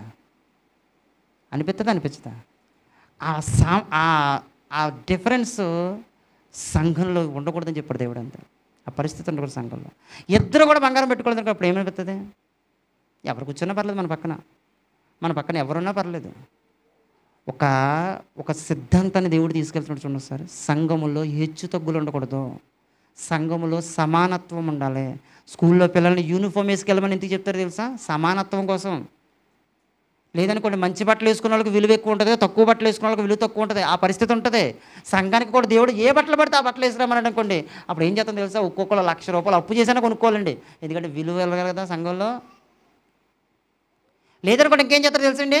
అయితే అంత కాస్ట్లీ చెప్పకపోతే అందరూ షార్ట్లు వేసుకుని వస్తారు, పురుషులందరూ కూడా షార్ట్లు వేసుకుని చిన్న టీ షర్ట్ ఒకటి వేసుకుని ఉదయం జాకింగ్కి వెళ్తారు చూడండి, అలాగ వచ్చేస్తారు ప్రార్థనకి. అలాగ వచ్చేసి వాళ్ళు కూడా ఉన్నారనుకోండి, లేరంటలేదు కానీ అలా వచ్చేస్తారు అంతే, జాకింగ్ వేసుకున్నట్టుగా వచ్చేస్తారు అంతే. లేదు, అది కరెక్ట్ కాదు. సంఘంలో ఉండాల్సినటువంటి విధానం చెప్తున్నాడు. నీ బట్టలు, నీ వస్త్ర అలంకరణ, నీ జడలు ఎలా ఉండాలో తెలుసా? ఇంకొకళ్ళకి నిన్ను ఆత్మీయంగా ఎదిగించే విధంగా ఉండాలి, నిన్ను చూసి ఆత్మీయంగా ఎదిగేలా ఉండాలి. అంతే తప్ప నిన్ను చూసి ఒకడు లోకంలోకి వెళ్ళిపోకూడదు. నిన్ను చూసి గౌరవం ఎక్కడ తగ్గకుండా ఉండాలి. కాబట్టి కొనుక్కోవడంలో తప్పు కాదండి, కానీ వాటిని అలంకరణ నిమిత్తం ఎక్కువగా వాడుకోవడమే కరెక్ట్ కాదని బైబిల్ చెప్పింది. కాబట్టి దాన్ని అర్థం చేసుకుని ప్రయత్నించేయండి. దీంట్లో వెసులుబాటు ఏం లేదండి. ఒకవేళ కొంతమంది ఏమన్నారంటే, ఏమంటే ఎక్కువ బంగారం వేసుకోకూడదు కానీ తక్కువ బంగారం వేసుకోవచ్చు, అక్కడ లేదండి మన మాట. పోనీ నేను ఏదైనా, కొంతమంది ఉన్నారు కదా డైరెక్టర్గా ఇలాగంటే బాధపడతారు కాబట్టి ఖచ్చితంగా తక్కువ వేసుకోండి కానీ ఎక్కువ వేసుకోవద్దు అని చెప్దామని నాకు ఉంది, నిజంగా చెప్తున్నాను. కానీ బైబిల్ అలా చెప్పట్లే. పోనీ బైబిల్ అలా చెప్తే చెప్పినా పర్లేదు. బైబిల్ ఏం చెప్పింది? అలంకరణ నిమిత్తం బంగారం ఉపయోగించొద్దు అని బైబిల్ చెప్పింది. ఇప్పుడు మనం ఏం చేద్దాం చెప్పండి? మన ఇష్టాల కోసం బైబిల్ని పక్కన పెట్టేద్దామా? మనకు ఆలోచనల కోసం బైబిల్ని పక్కన పెట్టేద్దామా? అయితే కొనుక్కోద్దని చెప్పలేదు బైబిల్, మళ్ళీ అలంకరించుకోవద్దని మాత్రం చెప్పింది. నీ అలంకరణ కూడా, నీ వేషధారణ కూడా జాగ్రత్తగా కాపాడుకో అని బైబిల్ చెప్పింది, మనకిచ్చిన స్టేట్మెంట్. కాబట్టి ఆలోచించండి, ఆలోచిస్తూ ముందుకెళ్ళండి సంఘంలో. నెక్స్ట్, మిగుల వెలగల వస్త్రములతో, నేను చెప్పాడు కదా, మిక్కిలి వెలగల వస్త్రాలతో. మనం ఎక్కువగా ఇష్టానుసారంగా డబ్బులు ఖర్చు పెట్టి బట్టల విషయంలో చాలామందికి ఉంటుందండి. ఖచ్చితంగా షాప్కి వెళ్ళామంటే, అమ్మ మళ్ళీ పెళ్లి కూతురులు అవుతున్నారు కొంతమంది, ధైర్యంగా పెళ్లి కొడుకులా చూడండి ఇంకా, అర్థమైందా? మిగుల వెలగల వస్త్రములతో కానీ ఇష్టం వచ్చినట్టుగా షాపింగ్లకు అట్లకి ఇష్టం వచ్చినట్టుగా ఖర్చు పెట్టేది పరిస్థితులు ఉండకూడదండి. మన ఖర్చుదైనా ఏదైనా సరే దానికంటూ ఒక నియమం ఉండాలి, దానికంటూ ఒక పద్ధతి ఉండాలి. ఇష్టానుసారంగా నువ్వు చేస్తానంటే అది అస్సలు పద్ధతి కాదు. దయచేసి ఆ విషయాన్ని అర్థం చేసుకోండి. లోకస్తులు చేస్తారండి, ఎందుకంటే వాళ్ళు ఎంత ఖర్చు పెట్టి బట్టలు కొనుక్కుంటే లోకంలో వాళ్ళకి అంత విలువని వాళ్ళు నమ్ముతారు. మనకు లోకంలో విలువ ఏముందండి అసలు? లేదు. అలాగని చిన్న బట్టలు వేసుకుంటే అవమానం కలుగుతుంది. మనకు అవమానం కలిగేలా ఎందుకు బతకలే? చిరిగిపోయిన బట్టల్లో చిన్న చిన్న బట్టలు వేసుకుంటే అవమానం కలుగుతుంది. అవమానం కలిగేలా బతకమని దేవుడు చెప్పలే. కాబట్టి మనం కాస్ట్లీ బట్టలు వేసుకుంటే విలువ పెరుగుతుంది. విలువ పెరిగే విధంగా మీరు బతకాలని దేవుడు చెప్పలే. దేవుడు అవమానంగా బతకొద్దని చెప్పాడు, విలువైన వాళ్ళలా బతకొద్దని చెప్పాడు. మరి ఎలా బ్రతకాలయ్యా అంటే, ఒక గౌరవంగా బ్రతకండి చాలు, ఒక గౌరవంగా బ్రతకండి చాలు, నిన్ను చూసి గౌరవించే విధంగా బ్రతక చాలు. అది మనకు దేవుడు ఇచ్చినటువంటి ఒక స్టేట్మెంట్, సంఘానికి ఆయన పెట్టినటువంటి రూల్స్. నెక్స్ట్, దైవ భక్తి గలవారమని చెప్పుకున్న స్త్రీలకు తగినట్టుగా సత్క్రియల చేత తమ్మును తాము అలంకరించుకోవాలంట. సత్క్రియల చేత. ఏమంటే సత్క్రియల చేత అలంకరించుకోమని చెప్తున్నాడు అంటే బైబిల్ అలంకరించుకోమని చెప్తుంది. బైబిల్ అలంకరించుకోవద్దని చెప్పలే, చెప్పింది. ఎలా చెప్పిందో తెలుసా? సత్క్రియల చేత అలంకరించుకోండి. సత్క్రియలు అంటే ఏంటండి? సారా అంట తన యజమానుని అంట ఏమని పిలిచిందంటే, తన భర్తని యజమానుడా అని పిలిచి గౌరవించేదంట. ఇప్పుడు సంఘాల్లో యారా ప్రేమది ఏంటది? ప్రేమ. ఏంటే ప్రేమది? దిక్కు మళ్ళీ ప్రేమలో సరే, భర్తని యారా అని పిలవడం ప్రేమ? ప్రేమ అంటారండి దాన్ని. అసలు ఎలా ఉందో చూడండి ఒకసారి. సారా తన భర్తని యజమానుడా ఎప్పుడు కూడా గౌరవంగానే పిలిచేదండి, గౌరవంగానే. ఆ గౌరవాన్ని ఎప్పుడు తగ్గించలేదండి సారా తన జీవితంలో. తన గౌరవాన్ని కాపాడాలనుకునే ప్రయత్నం చేసింది. అయితే అజ్ఞాన కాలమే అయినప్పటికీ చెప్తున్నాను మీకు విషయం, అజ్ఞాన కాలమే. ఏమంటే పిల్లలు కావాలని భర్తనే వేరే స్త్రీ దగ్గర పంపించింది, అది తప్పు కదా అంటే అది అజ్ఞాన కాలం, అజ్ఞాన కాలం. కానీ ఆ అజ్ఞాన కాలంలో కూడా ఆవిడ ఆలోచించింది. ఎలా ఆలోచించింది చెప్పమంటారా? నా భర్తకు పిల్లలు లేరనుకోండి, ఇటు చూడండి అమ్మా, ఇటు చూడండి,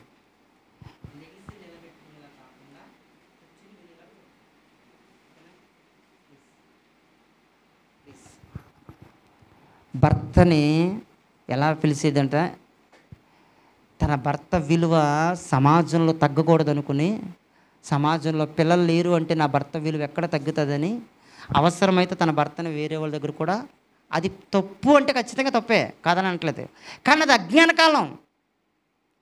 కాలం అది. ఆ కాలంలో దేవుడు నియమ నిబంధనలు ఇంకా పెట్టలే, అప్పటికి ఇంకా ఏం చేయలే కొంతవరకు. కానీ తన భర్త గౌరవాన్ని పెంచాలని అనుకుని చూడండి, అలాంటి పని ఇప్పుడు ఎవరైనా చేస్తే అది మహాపాపం, మర్చిపోకండి.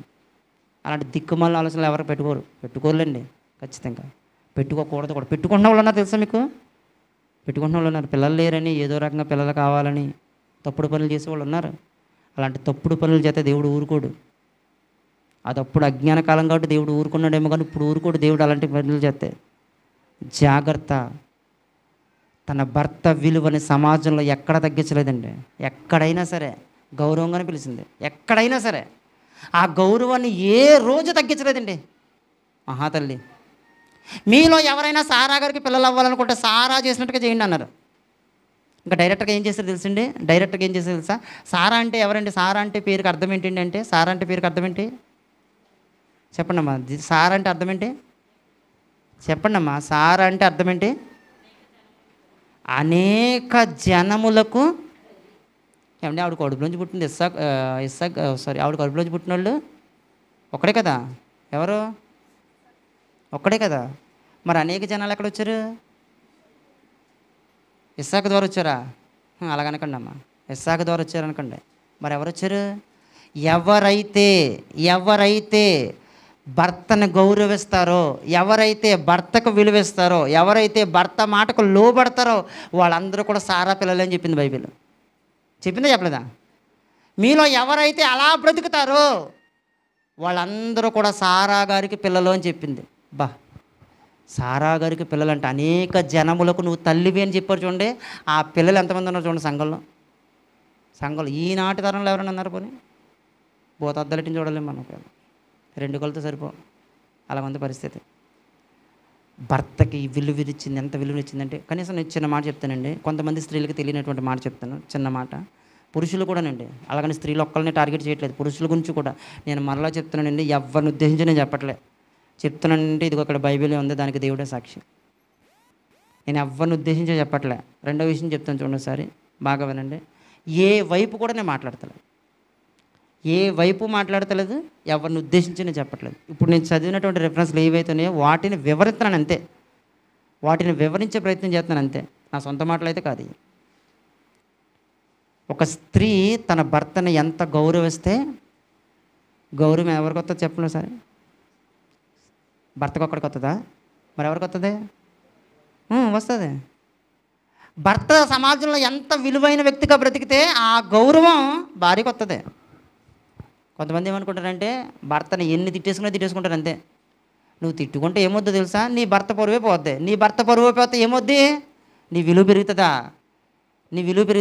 నిన్ను ఇంకా నీచంగా చూస్తారు. ఆ విషయం నీకు తెలియదు అంతే, నిన్ను ఇంకా నీచంగా చూస్తారు.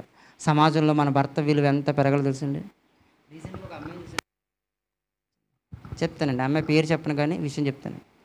అలా ఆయన గురించి కూర్చొని పెట్టి అందరూ తిడుతున్నారండి. నిజంగా అందరూ, మీ ఆయన ఎలాంటోడు, మీ ఆయన ఎలాంటోడు, ఏ పని చేయడు, అలా తిరుగుతూ ఉంటాడో, ఇటు పిల్లల్ని పట్టించుకోడు, ఎవరిని పట్టించుకోడు తిడుతుంటే ఆ అమ్మాయి చూసి నేను అనుకున్నాను నిజంగానే, పాపం ఇంతమంది ఎంత ఎలా తిడుతున్నారంటే ఆ అమ్మాయి ఏం రియాక్ట్ అవుతుందా అని అనుకుంటున్నాను. ఆ అమ్మాయి అంటుంది, వాళ్ళ వాళ్ళని తిడుతుంది, తిట్టి అంటుంది, నా భర్త పరువు ఎందుకు తిడుతున్నావు నువ్వు? నిన్ను అడిగాను నేను, నాకు కష్టం వచ్చిందని నిన్ను అడిగాను నేను, నాకు ఇబ్బంది కలిగిందని నిన్ను అడిగానా? వాళ్ళకి చెప్పని నిన్ను అడిగాను నేను, ఎందుకు నా భర్త పరువు తెస్తున్నావు?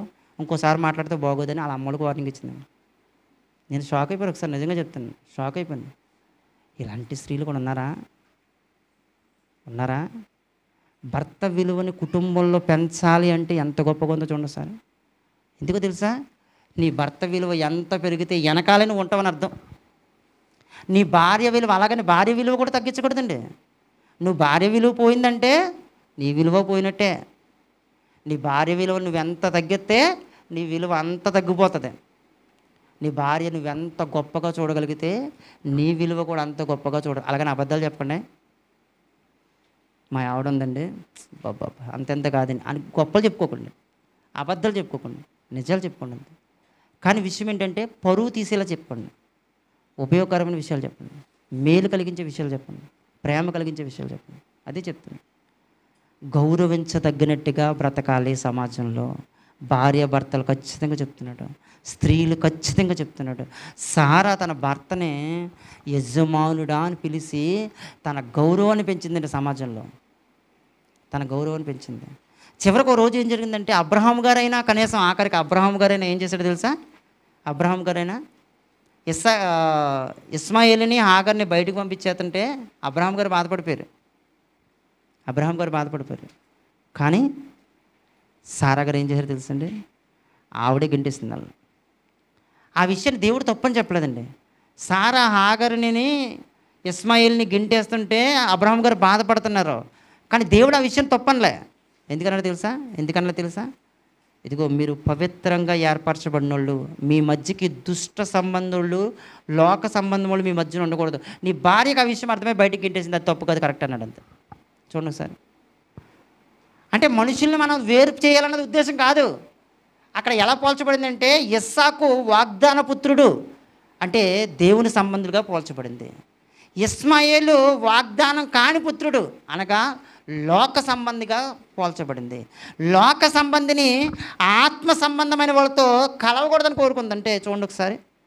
అది కదండి నిజమైన గుణం, అది కదా నిజమైన గొప్పతనం స్త్రీలకి. నా కుటుంబంలో లోక సంబంధం ఏది ఉండకూడదు అనుకుందంటే వండర్ఫుల్ కదండి నిజంగా. లోక సంబంధం ఏది నా భర్త చుట్టూరు రాకూడదు, లోక సంబంధం ఏది నా పిల్లల చుట్టూరు రాకూడదు, లోక సంబంధం ఏది నా కుటుంబం చుట్టూరు రాకూడదు అనుకుని ఛాన్స్ తీసుకుని గింటేసిందండి. అదేంటండి ఎప్పుడు యజమానుడే గౌరవించిందనే కదా మనం విన్నాం. గౌరవించింది. ఆ గౌరవానికి తగ్గట్టుగా ఎప్పుడు కూడా అబ్రహాం గారు నడుచుకోలేదు. ఏంటి జుట్టట్టుకుని లాకు చేటి పిచ్చి నాటకాలు చేస్తున్నావా? ఎందుకు గింటేసావు వాళ్ళని? ఎందుకు గింటేసావు? పిచ్చి నాటకాలు చేస్తున్నావా? దవడ పగిలిపోద్ది, నీకు అర్థమైందా? ఇలాగేనా అన్నాడా? ఏం మాట్లాడలేదు, పక్కకి వెళ్ళి బాధపడుతున్నాడు అంత అబ్రహాం గారు. దేవుడు వచ్చాడు, అబ్రహాం ఎందుకు బాధపడుతున్నావు? నువ్వు నీ భార్య చేసిన తప్పు అనుకున్నావా? తప్పు కాదు, నువ్వు ఆలోచించే తప్పు. లోక సంబంధిని ఆత్మ సంబంధమైన వాళ్ళతో కలపకూడదని కోరుకుంది. అది నీ భార్య గొప్పతనం, తెలుసుకో. అబ్రహాం గారు కూడా తన భార్యని ఎప్పుడు తిట్టినట్టుగా కనపడదండి. ఎందుకంటే అంత గౌరవిస్తుంటే ఎందుకు తిట్టాలనిపిస్తుందండి? అంత విలువనిస్తుంటే ఎందుకు అనాలనిపిస్తుంది? అసలు విలువను తగ్గితే కదా కోపం వస్తుంది పురుషుడికి. భర్తకు పుట్టు రోషం అంట. ఏమన్నాడు దాన్ని బైబిల్లో? సామెతల గ్రంథంలో చెప్తారు కదా, భర్తకు పుట్టు రోషము బహురౌద్రముతో సమానం అంటారు, బహురౌద్రము కలదంట. కాబట్టి సంఘానికి దేవుడు పెట్టినటువంటి రూల్స్ని అతిక్రమించొద్దని దయచేసి ఎవరు కూడా. మనకు దేవుడు ఏవైతే సిద్ధాంతాలు పెట్టాడో ఆ సిద్ధాంతాల ప్రకారంగా మనం జీవిద్దాం. ఏమంటే లోకంలో ఆడవాళ్ళందరూ ఎలాగ ఉన్నారంటే వాళ్ళకలా నువ్వెందుకుంటావు? అసలు అలా ఉండమని చెప్పిందా బైబిల్? వాళ్ళకలా ఉండాలని చెప్పిందా? చెప్తారండి చాలామంది.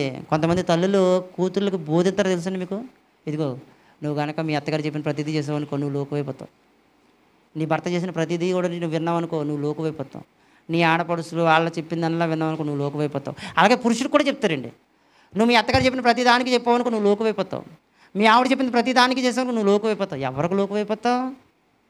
వద్దండి, ఇలాంటి మాటలు అసలు నేర్పించొద్దండి. మనం అసలు అలాంటి పనులు మనం చేయొద్దు. అసలు మన స్త్రీలైనా పురుషులైనా భార్య భర్తలు ఒకరినొకరు గౌరవించి కూడా నేర్చుకోవాలి.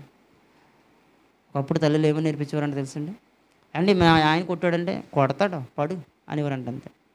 కుట్టడా వచ్చే తర్వాత చూసుకుందాం ఆ పరిస్థితి. దానికి దీనికి ఎంత తేడా చూడండి సార్.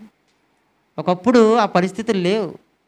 ఒకప్పుడు భార్య భర్తలు గొడవ పడ్డారంటే పెద్దలు కూర్చోబెట్టి బుద్ధి ఉందేరా, మొగుడు పిల్లల్ని గొడవలు వస్తాయి తట్టుకోవాలి, తగ్గించుకోవాలి అని చెప్పే పరిస్థితులు. ఇప్పుడు ఆ పరిస్థితులు లేవు.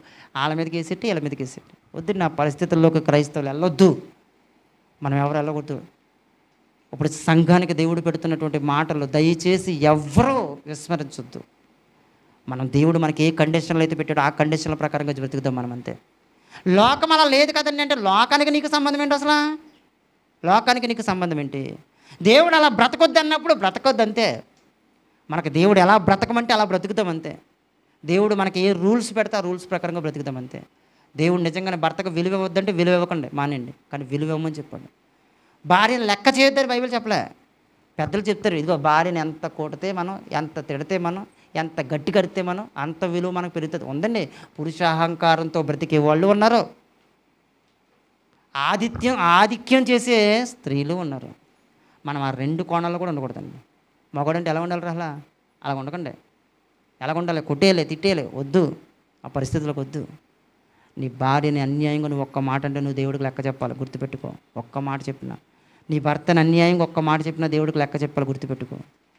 కుటుంబంలో మనం ఎలా బ్రతకాలో జాగ్రత్తగా గుర్తుపెట్టుకోండి. అందరం కూడా ప్రతి విషయంలో నువ్వు ఎలా జీవించాలో, ఏం జీవించాలో బైబిల్ మనకు రాసిచ్చేసింది. సిద్ధాంతాల రూల్స్, వాటి ప్రకారంగా జీవించడం తప్ప మనకి ఇంకేం లేదు. చదవన్నాను. సత్క్రియల చేత తనను తాము వండర్ఫుల్ కదండి నిజంగా. సత్క్రియల చేత అలంకరించుకోవడం అంటే ఒక్కొక్కరు స్త్రీలను చూడండి ఒకసారి, కనపడండి వందాలండి చెప్పాలనిపిస్తుంది. ఎందుకంటే అంటే వాళ్ళ క్రియలను బట్టి మనల్ని మనం అలంకరించుకోవద్దని బైబిల్ చెప్పలేదు. నేను అలంకరించుకో. ఎలాగ అలంకరించుకోవడం తెలుసా? నీ క్రియల చేత అలంకరించుకో. నీ క్రియల చేత. పలానా ఆవిడ ఉందండి నిజంగానండి, సారా గారు ఉన్నారు సపోజ్ చెప్తున్నా, అలా ఆయన చూడండి ఎంత గొప్పగా పిలిచిందో. ఆవిడకి అది అలంకరణ అంటది, అలంకరణ. ఒక నెక్లెస్ కావాలనుకోండి, నిజంగా అలంకరించుకోవాలంటే ఏం చేస్తారో, ఒక నెక్లెస్ కావాలనుకోండి, నీ నెక్లెస్ లాంటి ప్లేస్లో నీ భర్త నీకు చేసిందే కదా. నీ భర్తకు నువ్వెంత విలువెత్తే నీ మెడలో అంత బరువైనటువంటి నెక్లెస్ ఉన్నట్టు అర్థమైంది? అర్థం కావట్లేదా? నీ భార్య నువ్వెంత విలువగా చూసుకుంటే నీ మెడలో అంత బంగారు చైన్ అన్నట్టు అర్థం. నీ కుటుంబాన్ని ఎంత జాగ్రత్తగా చూసుకుంటే అంత విలువైందని అర్థం. అలంకరణ ఎలాంటి అలంకరణ ఉండాలంటే సత్క్రియలు అనే అలంకరణ ఉండాలంట. సత్క్రియలు అనే అలంకరణ. సమాజంలో నీ క్రియల వల్ల నువ్వు అలంకరించబడాలి తప్ప నువ్వు వేసుకునే వస్త్రాలను బట్టి, వేసుకునే బంగారాన్ని బట్టి కాదు అని చెప్తుంది బైబిల్. నెక్స్ట్, స్త్రీ మౌనముగా ఉండి సంపూర్ణ విధేయతతో నేర్చుకోవాలి. మౌనంగా ఉండాలంటే ఈ పదాలను కూడా కొంతమంది తప్పుగా అర్థం చేసుకుని స్త్రీ మౌనంగా ఉండాలంటే సంఘంలో మాట్లాడొద్దని బైబిల్ చెప్పలేదండి. మౌనంగా ఉండమని చెప్పింది. విషయం చెప్తానండి. సైలెన్స్ అని స్కూల్లో చెప్పారనుకోండి, సైలెన్స్ అంటే నెక్స్ట్ లేచి ఎరా 2 ఏళ్ళు ఎంత అంటే సైలెన్స్ అని చెప్పినప్పుడు ఎలా చెప్తానేనంటే ఎలా ఉంది? దాన్ని మౌనంగా ఉండమంటారా? దగ్గరికి కేకేస్తుంది టీచరు, కారతీసి 4 ఎత్త దెబ్బ. సైలెంట్గా ఉండమన్నది ఎప్పుడు సైలెంట్గా ఉన్నదంతే? అల్లరి చేస్తున్నప్పుడు సైలెంట్గా ఉండమని చెప్పింది అంతే తప్ప క్వశ్చన్ అడిగినప్పుడు సైలెంట్గా ఉండమని చెప్పలే. క్వశ్చన్ అడిగినప్పుడు సమాధానం చెప్పడానికి నువ్వు సైలెంట్గా ఉండకో, కానీ అల్లరి చేసినప్పుడు మాత్రం నువ్వేం చేయాలంట? సైలెంట్గా ఉండు, ఇష్టాసారంగా ప్రవర్తించమని చెప్పింది. కాబట్టి స్త్రీ మౌనంగా ఉండాలి. ఎక్కడైతే మౌనంగా ఉండాలో అక్కడ మౌనంగా ఉండిపోండి అంతే. ఎక్కడైతే మాట్లాడాలో అక్కడ మాట్లాడాలి. అందుకే పురుషుల మీద నిర్ణయం లేదు తీసుకున్నప్పుడు ఖచ్చితంగా స్త్రీలను ఇన్వాల్వ్మెంట్ చేయం. కానీ కొన్ని విషయాల్లో మీ చేత వాక్యం చెప్పించే విషయంలో కంపల్సరీగా చెప్పేస్తాం. చెప్పడం తప్పు కాదు, కానీ మౌనంగా ఉండవలసిన సమయంలో కూడా మాట్లాడడం తప్పు. కాబట్టి స్త్రీ మౌనంగా ఉండాలంటే సంఘంలో ఇష్టానుసారంగా మాట్లాడతా కాదు, పురుషుడి మీద అధికారం చెలాయించడానికి కాదు, పురుషుడి మీద పెత్తనం చెలాయించడానికి కాదు. మౌనంగా ఉండవలసింది నీ అధికారం విషయంలో, నీ గర్వం విషయంలో, వాటి విషయంలో నువ్వు మౌనంగా ఉండు. దేవుని మాటలు ప్రకటించడం విషయంలో ప్రకటించు. నెక్స్ట్, ఉండవలసిందే కానీ ఉపదేశించుటకైనను పురుషుని మీద అధికారం చేయుటకైనా ఆమెకు సెలవు. ఉపదేశం అంటే ఇది కూడా మళ్ళీ ఉపదేశం అంటే ఇంకేంటంటే వాక్యం అనకండి. ఉపదేశం అంటే ఏంటి? ఉపదేశం అంటే ఏదోటి చెప్పడం, ఏదోటి తెలియజేయడం. ఇదిగో నువ్వు ఇలాగ చేయి, నువ్వు అలా చేయి, దాన్ని ఉపదేశం అంటారండి. అదే ఇక్కడ చెప్తున్నటువంటి స్టేట్మెంట్ కూడా. స్త్రీ మౌనంగా ఉండంటే ఉపదేశించకూడదంటే అప్పుడు ఏం చేయాలంటే ఇంటికాడ కూడా వాక్యం చెప్పకూడదు ఇంకా పిల్లలకి, అంతేనా కాదా? అలా చేయమని బైబిల్ చెప్తుందా? ఉపదేశం అంటే ఇంకేంటండి? వాక్యం ఏంటంటే ఉపదేశం అంటే వాక్యం అయితే అసలు ఇంకెప్పుడు వాక్యం చెప్పకూడదు. ఇంకొక విషయం చెప్పిన, పాటల్లో ఉపదేశాలు ఉంటాయండి. వాక్యం ఉంటుంది పాటల్లో అంటే ఇప్పుడు పాటలు పాడకూడదు సంఘంలో. ప్రార్థనలో వాక్యం ఉంటుందా? అయితే ప్రార్థన చేయకూడదు సంఘంలో. ఉపదేశించుటకు అవకాశం లేదు అంటే పాటలు పాడకూడదు, ప్రార్థన చేయకూడదు, అసలు ఏమీ చేయకూడదు, ఇంటికాడ కూడా చేయకూడదు. అసలు అక్కడ వరకు వెళ్ళిపోద్ది. అలా చెప్పమని దేవుడు చెప్పడం. నీ ఉపదేశం చేయి, కానీ అది ఎలాంటి ఉపదేశం అంటే మంచి ఉపదేశం చేయమని బైబిల్ చెప్పింది. మళ్ళీ అంటే ఉపయోగపడేటువంటివి చెయ్యి, మేలుకరమైనవి చెయ్యి, సంఘాన్ని బలపరచగలిగినవి చెయ్యి. అలాంటి సలహాలు ఇవ్వే తప్పు కాదు. కానీ నువ్వు ఏదైతే అనుకుంటున్నావు అదే సంఘంలో రుద్దడానికి ప్రయత్నం చేసే ప్రయత్నాలు మాత్రం చేయకూడదు అని బైబిల్ చెప్పింది మనకి. నెక్స్ట్, పురుషుని మీద అధికారం చేయుటకైనా ఆమెకు సెలవు ఇవ్వను అని చెప్పాడు అంతే. ఇప్పుడు నువ్వేం చేస్తా చెప్పు సార్? పురుషుడి మీద అధికారం కోసం నువ్వు ప్రయత్నం చేయొద్దు చెప్పింది బైబిల్. నువ్వు చేస్తే చేయి, ఎవరేం చేయలేరు. ఇంకా సంఘానికి దేవుడు పెట్టినటువంటి కండిషన్ అది. స్త్రీ సంఘంలో ఉండవలసిన విధానం చెప్తున్నాడు. ఖచ్చితంగా అలాగే ఉండాలి. నెక్స్ట్, మొదట ఆదామును తర్వాత హవ్వయును నిర్మించబడిది కారా? మరియు ఆదాము మోసపరచబడలేదు, కానీ స్త్రీ మోసపరచబడి అపరాధములో పడెను. అయినను వారు స్వస్థ బుద్ధి కలిగి విశ్వాస, ప్రేమ, పరిశుద్ధతల యందు నిలకడగా ఉండిన ఎడల శిశు ప్రసూతి ద్వారా ఆమె రక్షింపబడును. అంటే దీని అర్థం ఏంటి అంటే, ఈ మాటల యొక్క ఉద్దేశం ఏంటంటే, ఒకప్పుడు అలాగే చేశారు ఆదాము వాళ్ళు కూడా. మొదట ఆదాము తయారు చేయబడ్డాడు, కానీ మొదట పాపం చేయలేదు. తర్వాత వెనకాల చేయబడినటువంటి స్త్రీ ఉంది, స్త్రీ పాపం చేసింది. కాబట్టి విలువని వాళ్ళే తగ్గించుకున్నారు, ఎవరు తగ్గించలే. పాపం ఫస్ట్ చేసి వాళ్ళ విలువను వాళ్ళే తగ్గించుకున్నారు. అదే జరిగింది. మరలా శిశు ప్రసూతి ద్వారా అంటే ఏ పాపం లేని నీతిమంతురాలుగా నువ్వు బ్రతికితే ఖచ్చితంగా నీ భర్త నీ మాట అంటాడు అని చెప్తుంది. అంతే. నువ్వు మరలా రక్షణలోనికి వద్దు అంటే, మరలా నీ విలువను పెంచుకోవాలంటే నువ్వేం చేయాలి తెలుసా? నీలో చిన్న లోపం లేకుండా నువ్వు బ్రతికితే ఆటోమేటిక్గా నీ విలువ పెరుగుతుంది. భర్త దగ్గరైనా, కుటుంబంలో అయినా, ఎక్కడైనా సరే నీ విలువ పెరుగుతుంది. రెబెకా గారు ఉన్నారండి, ఏం చేశారు? భర్తను మోసం చేసింది చూడండి ఒకసారి. ఎలా మోసం చేసింది? ఎలా మోసం చేసిందండి? ఒక కూర వండి పెట్టిందంట. ఏం కూర చెప్పండి? ఏం కూర వండి పెట్టిందంట? ఏం కూర వండి పెట్టిందంట? చెప్పండి అమ్మా, పర్లేదు చెప్పండి. మేక మాసము తీసుకొచ్చి ఏ మాసంగా వండిందంట? ఏ మాసంగా వండిందంట? వేట మాసంగా వండిందంట. బా, అవునా కదా? అదేనే చేసింది. ఇప్పుడు ఇస్సాకు ఏం చెప్పాడు? ఇస్సాకు గారు ఏం చెప్పారు? యాసావుని పిలిచి నాకు వేట కూర తినాలనిపిస్తుంది అన్నాడు. అయితే ఏం చేయాలి? అడవికి వెళ్ళి వేటను తీసుకుని చంపుకుని తీసుకొచ్చి నాకు వండి పెట్టాను. ఈవిడేం చేసింది? మీ ఓడి వచ్చేటే టైం పడుతుంది, ఈ లోపల నేనే వంట చేసి రెడీ చేసి ప్రిపేర్ చేసి మీ నాన్న దగ్గర పంపించేస్తాను. అంటే విషయం ఏంటంటే, బాగా వినండి, అసలు మేక మాసంగా వేట మాసంగా టేస్ట్ చాలా తేడా ఉంటుంది. నాకు ఈ మధ్యనే తెలిసింది, ఎప్పుడు తెలియదు నాకు ఆ విషయం. ఎందుకంటే ఎప్పుడు తినలేదు కాబట్టి నాకు ఎప్పుడూ తెలియదు. మేక మాసం టేస్ట్ వేరుగా ఉంటుందంట, వేట మాసం టేస్ట్ చాలా బాగుంటుందంట. టేస్ట్ చాలా బాగుంటుందంట వేట మాసం టేస్ట్.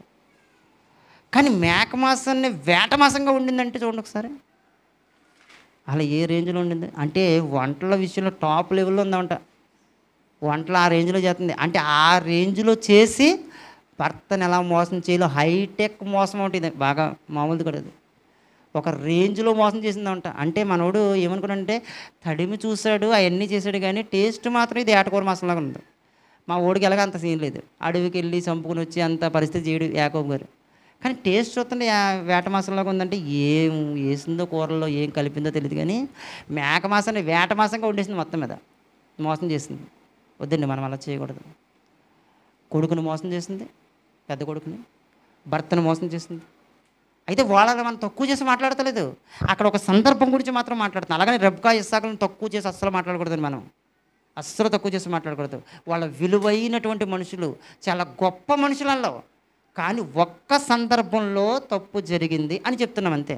ఒక్క సందర్భంలో అలాంటి తప్పు జరగకుండా చూడాలని ఆ తప్పుని తెలియజేసే ప్రయత్నమే తప్ప వాళ్ళ విలువను తగ్గించే ప్రయత్నం కాదు ఇది. వాళ్ళ విలువ ఎక్కడ తగ్గట్లేదు. మనం కూడా అలాంటి విషయాల్లో కూడా చాలా జాగ్రత్తగా ప్రవర్తించాలి. చాలా జాగ్రత్తగా ప్రవర్తించాలి. కుటుంబంలో కానీ, భర్తలను కానీ ఏ కోణంలో కూడా మోసం చేసే విధంగా ఉండకూడదు. హైటెక్ మోసం చేసింది చూడండి, అలా మోసం చేయకూడదు. అలాగే పురుషుడైనా సరే, మనం బయట ఎన్నో తిరుగుతాం, అలా వెళ్తాయి అన్నీ. కాబట్టి ఇష్టానుసారంగా మనం తిరుగుతూ ఇష్టం వచ్చిన యాగష్టాలు, ఇష్టం వచ్చిన యాసాలన్నీ వేస్తే నీ భార్యకు నువ్వు చెప్పక్కర్లేదు నాయన. కానీ నీ భార్య పైన ఇంకొక ఆయన ఉన్నాడు, ఆయన సంఘానికి నాయకుడు. నిన్ను ఎలా కొన్నాడు తెలుసా? ఆయన రక్తం ఇచ్చి నిన్ను కొన్నాడు.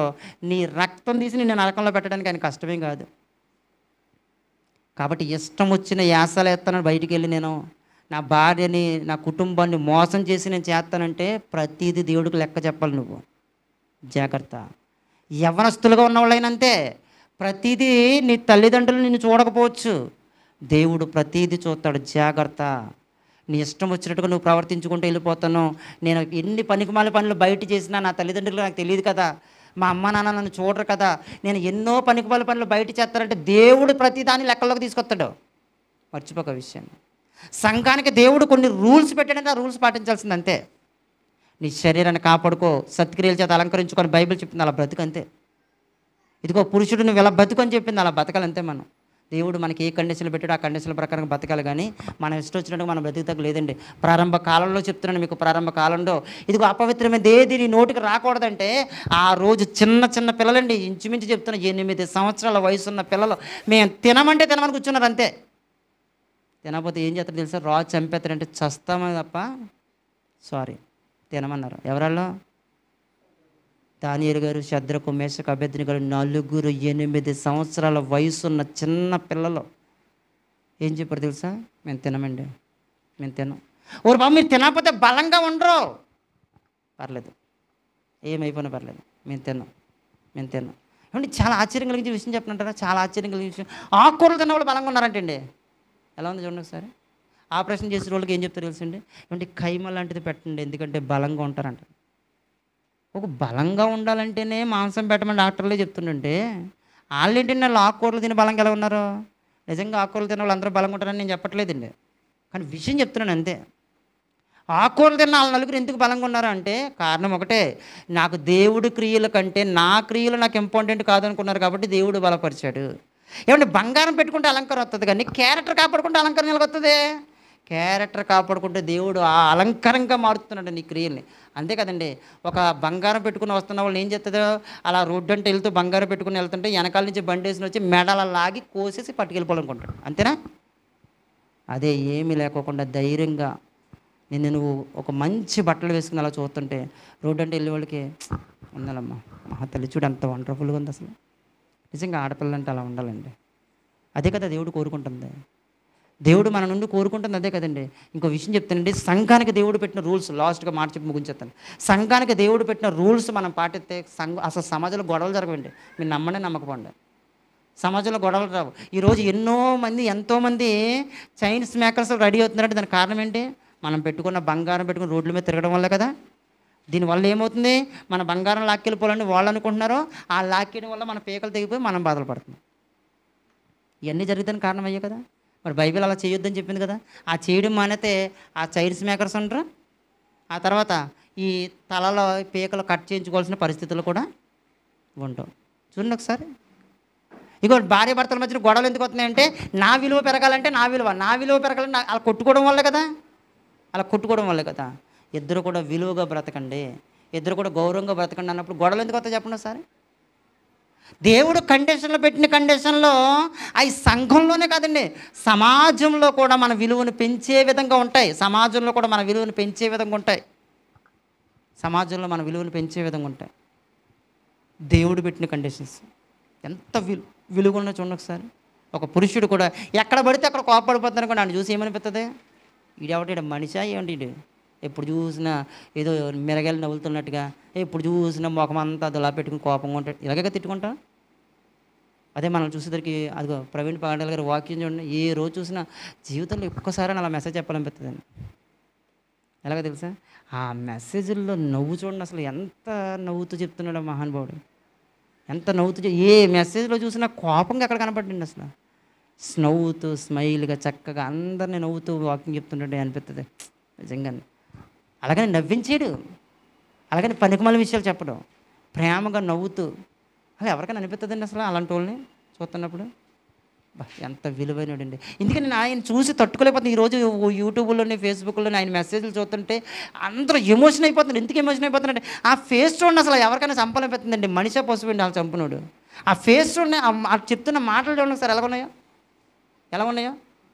ఎప్పుడు చూసినా అదిగా నవ్వు చూడండి, ఆ ముఖంలో నవ్వు చూడండి. బైబిల్ కూడా అదే చెప్పింది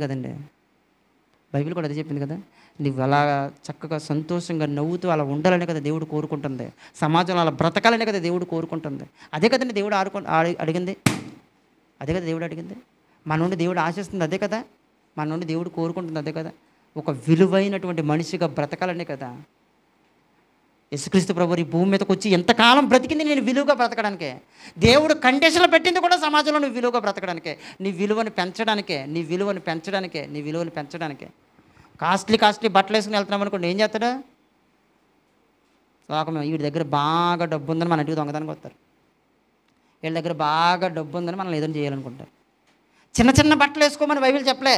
చిన్న బట్టలు వేసుకుని తిరుగుతుంటే ఏం చేస్తారు చెప్పండి ఒకసారి.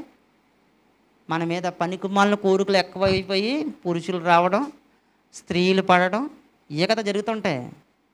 వీటన్నిటికీ ఫుల్ స్టాప్ ఏంటయ్యి అంటే బైబిల్ పెట్టిన కండిషన్లో చూడండి, ఇయ్యనండి కండిషన్లో.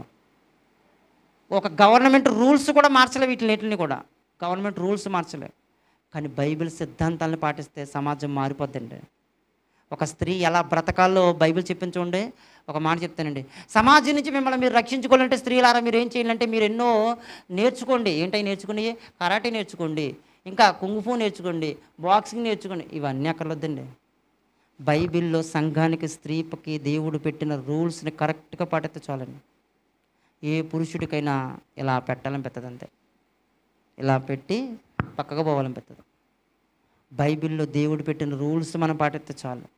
సంఘంలో గొడవలు ఉండవు, సమాజంలో గొడవలు ఉండవు, స్త్రీల గౌరవం తగ్గదు, పురుషుల గౌరవం తగ్గదు, విలువెక్కడ తగ్గదు. అసలు ఒక విలువైనటువంటి వ్యక్తులుగా ఉండాలని మహత్కార్యం చేశాడు దేవుడు.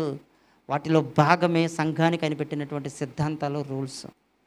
వాటిని మనం పర్ఫెక్ట్గా పాటిస్తే ఏ కుటుంబంలో గొడవలు ఉండవండి. అసలు ఏ కుటుంబంలో గొడవలు, ఏ కుటుంబంలో గొడవలు ఉన్నాయంటే కారణం ఏంటంటే ఒక్కటే కారణం, ఈగో. నేను ఎక్కడైనా తగ్గితే నాకు గర్వం నాకు తగ్గిపోతానేమో, నేను ఎక్కడైనా తగ్గితే నేను తగ్గిపోతానేమో అని ఈగో ఉంటుంది చూడండి. సరే, ఆ ఈగో వల్లే గొడవలు అవుతుంటాయి. ఆ అహంకారం తగ్గిందనుకోండి, అహంకారం లేదనుకోండి, నేను ఎంత తగ్గితే నా విలువ అంత పెరుగుతుందని చెప్పండి ఒకసారి. యేసుక్రీస్తు ప్రభువు చెప్పింది అర్థమైనా అర్థం కావట్లేదా? యేసుక్రీస్తు ప్రభువు ఏం చేశారు? పరలోకాన్ని వదిలిపెట్టి దేవునితో సమానంగా ఉండే భాగ్యం, విడిచిపెట్టకూడని భాగ్యంగా ఎంచుకొనకుండా మనుష్యుల పోలికగా పుట్టి దాసుని స్వరూపము ధరించి తనను తను ఒక పురుగులాగా తగ్గించుకున్నాడు చూడండి సార్. అంత తగ్గించేసుకున్నది ఏమని పెద్ద చెప్పండి సార్, ఏమని పెద్దదా? నిన్ను నువ్వు ఎంత తగ్గించుకుంటున్నావు కుటుంబంలో, ఇంకా గొడవలు ఎందుకు అవుతాయి? నిన్ను నువ్వు ఎంత తగ్గించుకుంటే సమాజంలో ఇంకా గొడవలు ఎందుకు అవుతాయి? నిన్ను నువ్వు ఎంత కంట్రోల్లో పెట్టుకుంటే సమాజంలో నీ విలువ ఎందుకు పెరగదు? మన గౌరవం ఎందుకు పెరగదు? మనం మాట్లాడే మాటలు, మనం చేసే పనులు, మన క్రియలు, ఇవే కదా సమాజంలో మన గౌరవాన్ని పెంచేవి, ఇవే కదా సమాజంలో మన విలువను పెంచేవి. అలాగే బ్రతకమనే కదా సమాజంలో దేవుడు మన కండిషన్లు పెట్టాడు. ఆ కండిషన్లను పాటించగలుగుతున్నావా, పాటించలేకపోతున్నావు? ఒక్కసారి ఆలోచించు. ఇది కేవలం పార్ట్ 1 మాత్రమే. ఇంకా ఉన్న దేవుడు కండిషన్లు పెట్టాడు. ఆ కండిషన్లో ఒక్కొక్క దాని గురించి మనం ముందు మాట్లాడుకుందాం. గతించినటువంటి వారంలో మీకు చెప్పిన విషయాలు ఏంటంటే కేవలం సంఘం విలువేంటో చెప్పాను మీకు, అంతే. ఆ సంఘాన్ని ఏర్పాటు చేయడం కోసం యేసుక్రీస్తు ప్రభువు ఏం చేశారో పోయిన వారం చెప్పుకున్నాం.